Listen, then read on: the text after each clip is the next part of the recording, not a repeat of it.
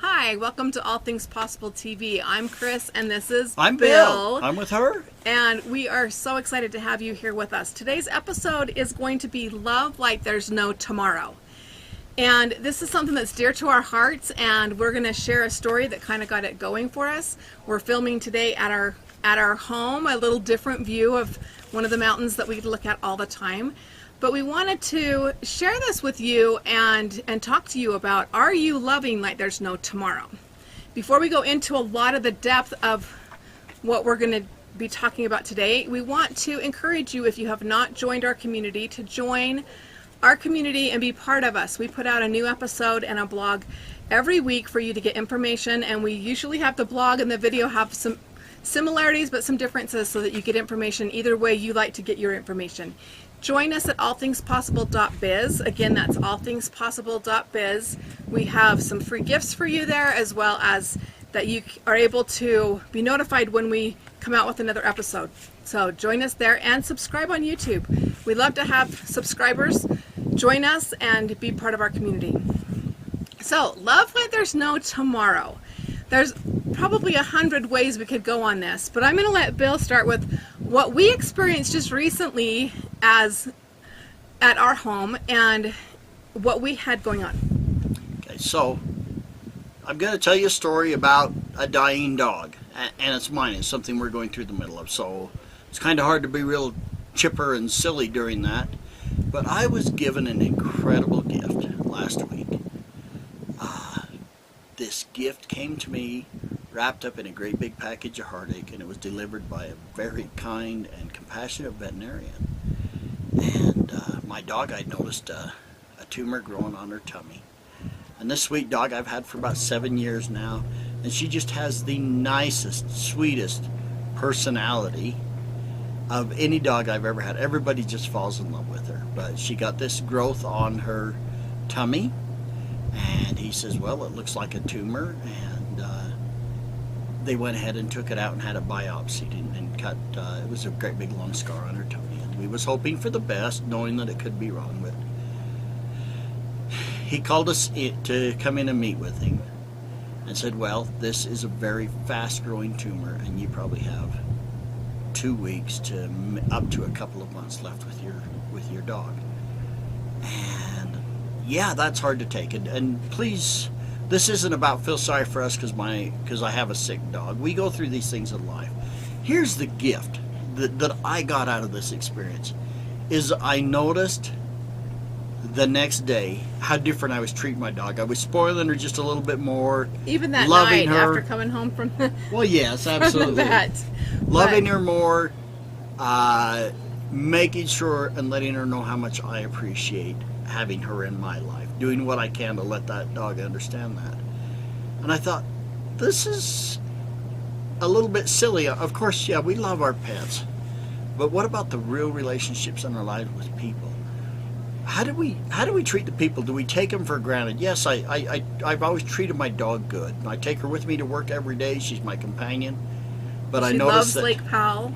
Yes. Her favorite place. But I noticed I stepped up the game when I realized and knew for certain that I didn't have much time left with her.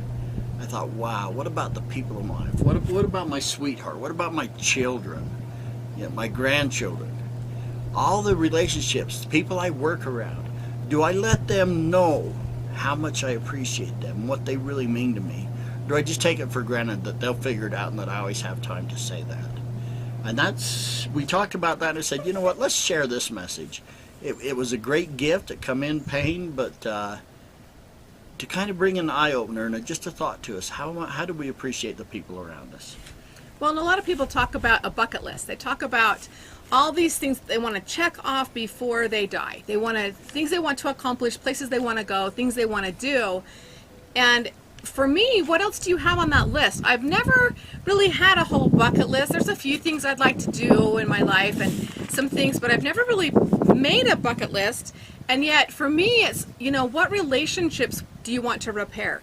What things do you want to set straight? How do you want to be remembered? What do you want people to have felt from you? Because they won't remember what you say, they'll remember how they felt, how you made them feel. And I just want to share a little bit of a story with you besides the dog story. But my twin brother actually committed suicide when we were 33. And before he took his life, a couple weeks before that, I'd had a phone call and quite a long conversation with him. But there were a lot of times that went by that we didn't have a lot of phone calls. We were very close, and we have a really close family, so we did quite a bit together on a regular basis. But to actually be like, oh yeah, we talked all the time and stuff, that wasn't really the case. In fact, we had gone on a vacation on a cruise with them on the cruise, and it was something that we really hadn't traveled as married adults and really traveled together. We'd gone camping a few times and stuff together, and we'd gone to, family campouts and family reunions and stuff, but we hadn't done a lot of other things. And so when he all of a sudden died, it was such a shock and so difficult. And within a week or two after that, there was a country band called Diamond Rio that came out with their song, One More Day. And I want to read you some of the lyrics of this song because it's exactly how I felt. And for years, I don't think I made it through the song for 5 years without tears of one more day. What would I do with one more day with my brother? How would I treat that? What would I do? So the song goes like this. Last night I had a crazy dream. A wish was granted just for me. It could be for anything. I didn't ask for money or a mansion in Malibu. I simply wish for one more day with you. And then the chorus goes, one more day, one more time, one more sunset, maybe I'd be satisfied. But then again, I know what it would do. It would leave me wishing still for one more day with you. The next verse is, first thing I'd do is pray for time to crawl. I'd unplug the telephone and keep the TV off. I'd hold you every second, say a million I love yous.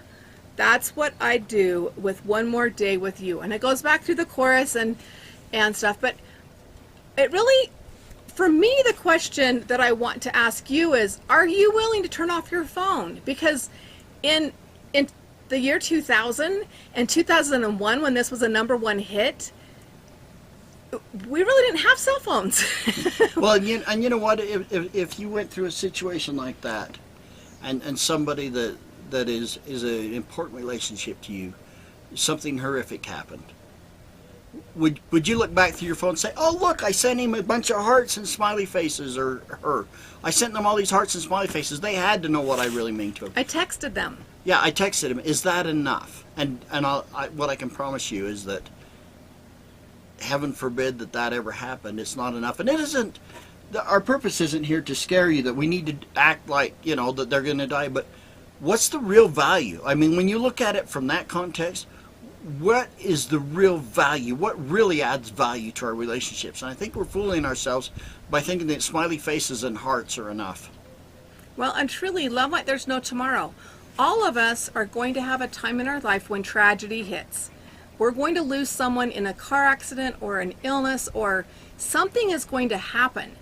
And are you prepared for that? Because what I can tell you is I wasn't prepared for when this happened. And even though I felt like we had this conversation, we'd gone on this vacation and this trip, I value that so much, but I know there's so much more I could have done. And ask yourself, do my children leave in the morning knowing that I love them? One of the things that I had a couple of people laugh at me, but my kids were in high school, and there were a couple of times when my kids left and it wasn't all hunky-dory hugs and kisses and loves. It was, why aren't you doing this, and you need to do that, and blah blah blah, right? And I remember dropping everything, going down to the school, checking them out, and just taking them and doing something fun. And they were like, well, why? One of my boys was like, why are you doing this? And I'm like, because when you left for school, it wasn't the way I wanted it to be. And this is more important to me than any math class or anything that you're doing right now. And I just ask you, do a mental check-in with yourself. How are your relationships? Your relationship with your kids, with your parents, with your siblings, with your grandchildren. What could you be doing different? Do you speak your heart to them? Do you speak your heart, or do you just assume they know it and be embarrassed to say it? And with our boys, you know how boys, especially around their teenage friends, are kind of tough. But they always never had any embarrassment. Say they could be on the phone or even be with their friends. And they'd say, "Bye, see ya, love you, Mom, love you, Dad." And even now, even they're today grown. They do that. They never end a conversation, and we never end a conversation without saying "I love you." Okay, it can be a simple thing about a grocery list for camping or whatever, but we end the conversation with "I love you," and heaven forbid that that we ever have those last words. But we don't have to look back and go, "Was I upset with them? Did we end the conversation in frustration?" And we've just made it a family thing that we always end with "I love you." Well, and you can take it from children. They're always so honest. A couple weeks ago, our granddaughter, she's 4, was here, and we had our bright yellow Trans Am. It's a 1980 Trans Am, and it was out in the driveway. Most of the time it's in the garage, and she hadn't, I guess, registered that was our car. But she said, "Why is there a race car here?" And we told her, "Well, of course, for Grandpa to give you a ride." And so do I get to tell this part? You get to tell this part. So I just took her for a short ride up the street. As I pulled out of our driveway and headed up the street, and I was coming up to the corner, and she says, "Grandpa?" And I says, "Yes." And she waited a minute and says, "I love you." It just melted my heart. It was just so innocent, so tender, and so cute. But so honest. There's no reservation, right from the heart. And you know what? We'd be a lot happier if we did that in all of our relationships. If we spoke our heart and spoke our love to people around us. That's the essence. And let people know how you value them. Let them know what they mean to you in your life. We hope that this touches you and that you have a little nudge to do something a little bit different for something or someone, and can make that change in your life. Even if it's just a puppy or a kitty. Yep, even if it's just your animals, because we love our animals. Thanks for being here with us. Again, if you haven't joined our community, please join at allthingspossible.biz. Again, allthingspossible.biz. See, it says it right here. Everything right there is possible for everyone. So all things are possible for you. So join our community and be with us for the next one when we come back. Thanks for being here. We'll talk to you later. Bye-bye. Bye-bye.